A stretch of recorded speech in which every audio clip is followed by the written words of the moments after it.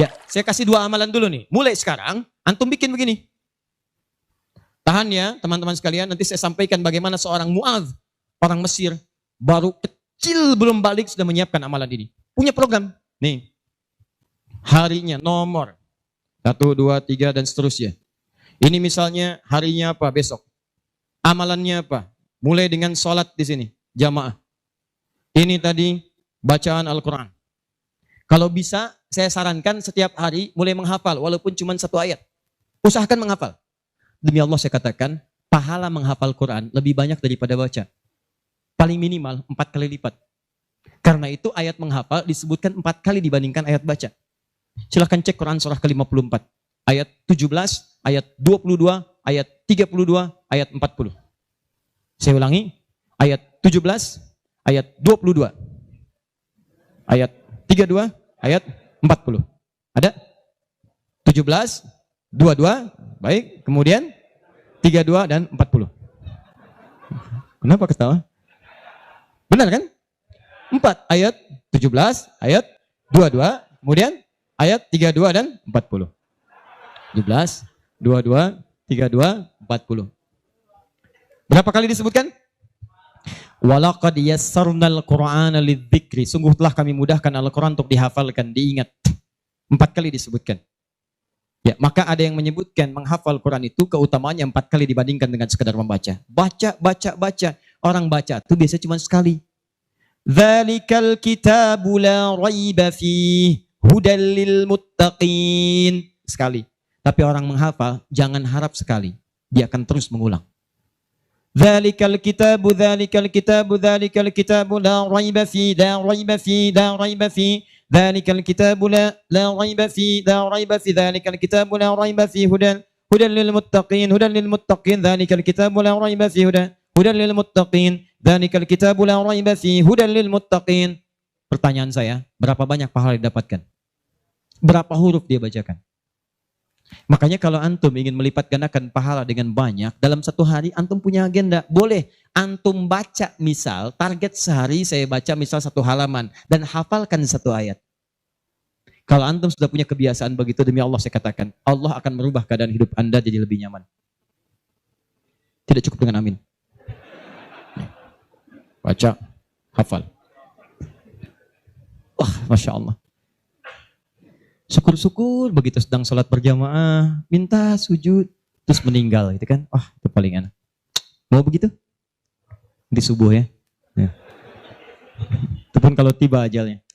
Ya, bacaan Quran lebih lebat lagi. Ya, jadi kalau antum bisa seperti itu, nanti bonusnya banyak. Di alam kubur, jasadnya akan utuh.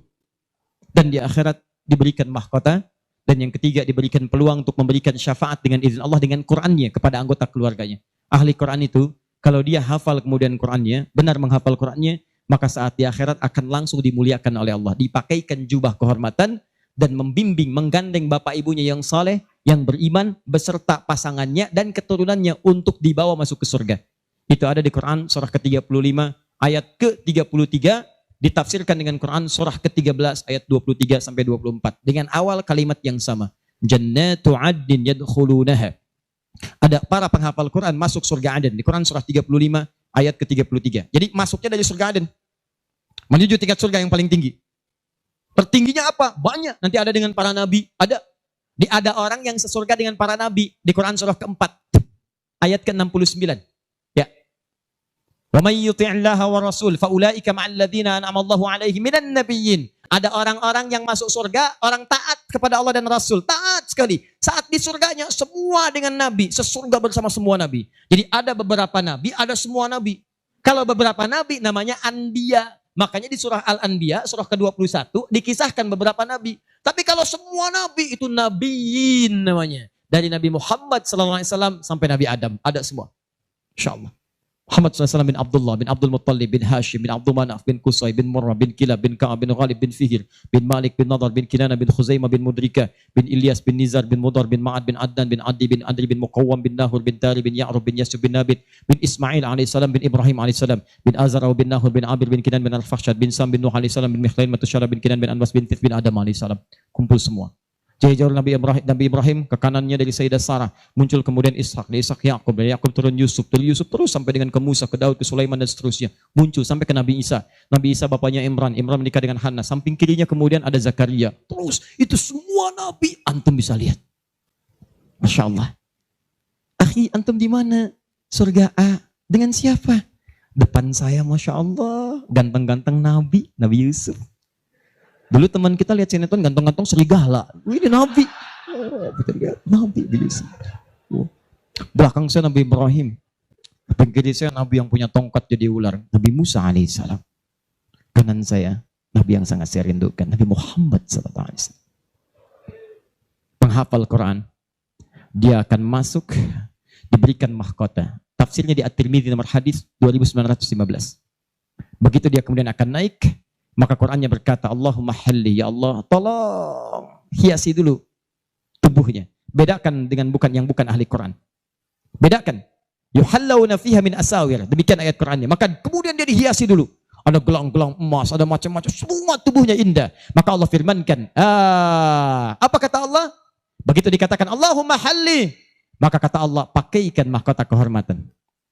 Begitu dipakaikan, ya Allah, berikan pula pada fasilitatornya, kedua orang tuanya, sepanjang mereka beriman, maka dipakaikan di atasnya mahkota yang lebih terang daripada sinar masuk mentari yang ke rumah. Ya Allahumma ya Allah, Allahumma halli, ya Allah tambahkan kepada penghafal, bedakan dengan fasilitator. Fayulbasu ilaihi libasul karamah, maka dipakaikan jubah kehormatan. Begitu dipakai jubah itu, kemudian difirmankan, waqar, fa inna akhira qiraatika akhiru manzilatika. Sekarang kamu masuk ke dalam surga dengan bacaan Quran yang biasa kamu bacakan saat di dunia. Akhir tempat tinggalmu, disitulah ditunjukkan pada akhir bacaan Quranmu. Di begitu dia baca Quran, setiap dia baca masuk surga. Naik ke tingkat yang paling tinggi. Dan dahsyatnya saat dia akan masuk surga itu, dia akan menggandeng bapak ibunya, istrinya, keturunannya. Buka Quran surah ke-13 ayat 23 sampai 24. Kalimatnya sama awalnya. Jannatu addin yadkhulunaha. Ada orang-orang masuk surga Aden, ketika akan masuk, wa man salaha min abaihim, dia gandeng bapak ibunya yang saleh. Wa azwajihim, pasangan-pasangannya. Wa dzurriyyatihim, dan keturunan-keturunannya. Allahu akbar. Di dunia ahli Quran itu, kemuliaan Qurannya akan merembet pada sekitarannya. Silahkan cek kalau nggak percaya. Anda punya anak hafal Quran 5 tahun, bapak ibunya akan ikutan mulia. Musa yang hafal Quran, bapak ibunya dihajikan. Ahmad Kabil yang hafal Quran, ibunya, perawatnya, gurunya, teman-temannya ikut haji semuanya. Gak percaya silahkan. Demi Allah saya katakan, Quran turun di 1 bulan, bulannya jadi mulia Ramadan. Quran turun di 1 malam, malamnya jadi mulia Lailatul Qadar. Quran turun di 1 hari, harinya jadi mulia hari Jumat. Quran turun di bawah malaikat Jibril, Jibrilnya jadi menjadi mulia. Penghulu para malaikat. Quran diturunkan pada Nabi Muhammad, naik status jadi Sayyidul Anbiya wal Mursalin. Quran turun di Mekah, Mekahnya bercahaya. Quran dibawa ke Madinah, Madinah Munawwarah. Demi Allah, Quran tidak pernah singgah dimanapun kecuali orang itu dan tempat sekiranya akan jadi mulia. Kalau di Semarang ini, antum bikin halaqah Quran, di Semarang ada berapa hafid di setiap tempat, demi Allah saya katakan akan terjadi perubahan di tempat itu. Semua akan mulia. Jadi begitu digandeng, bapaknya, ibunya, wa azwajihim, pasangannya, wa dzurriyyatihim, anak-anaknya, cucunya, masuk. Begitu masuk diparadekan, wal malaikatu yadkhuluna alaihim min kulli bab. Semua malaikat menyambut mereka di depan pintu surga, mengatakan salamun alaikum bima sabartum. Selamat, Anda telah sabar saat di dunia, menyiapkan bekal untuk pulang. Sabar menghafal Quran.